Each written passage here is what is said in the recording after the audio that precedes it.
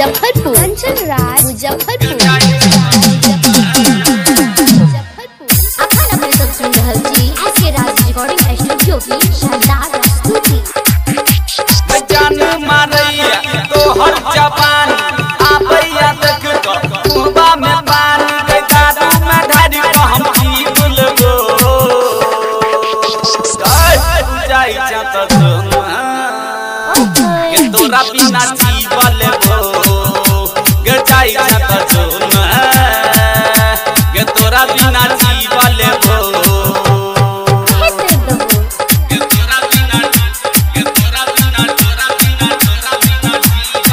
जते दिन तू रहला संग लेला खूब मजा गे लॉकडाउन में गई प्यार के लोग तोरा टक्कर देला साजा गे जते दिन तू संग रहला लेला खूब मजा गे लॉकडाउन में गई प्यार के लोग तोरा टक्कर देला साजा गे मेला में अभी कमी लेबो जाई छत तोरा बिना जीवलबो के जाई छत बलडल कची दिलबो के जाई छत बलडल मिक्स बाय कंचन राज मुजफ्फरपुर कंचन राज मुजफ्फरपुर के तोरा बिना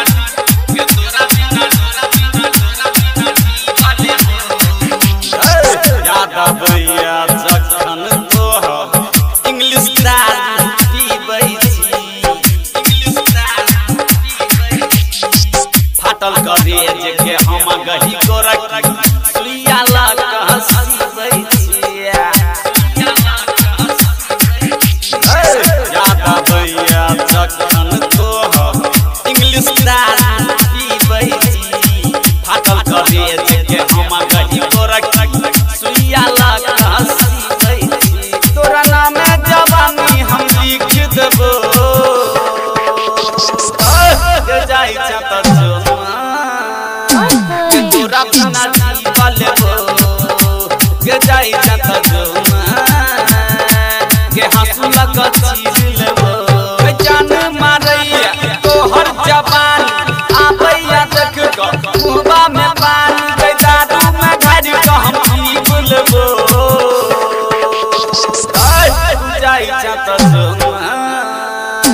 के तोरा बिना जीवलबो के जाई छत के तोरा बिना जीवलबो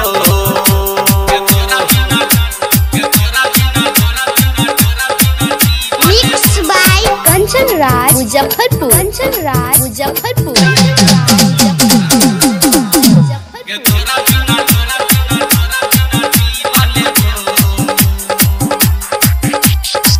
दीपक सावन तोहर दीवाना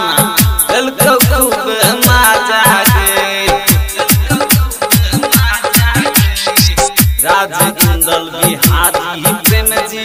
दिलको तोहर खाजा गे दीपक सावन तोहर दीवाना दिलको खूब मजा गे राज इंदल बिहारी प्रेम जी दिलको तोहर खाजा गे खाकारी भाई तर बॉडी बना को दिन में तोरा के पीट देबो के जाई छत जोना बलड कची दिलबो ये ना उड़ा दे के जाई छत जोना जान मारैया तोहर जवान आबैया देख को मुहबा में पान के दादू में ढारी को हम की बोलबो जाई छत के तोरा बिना जीवलबो के जाई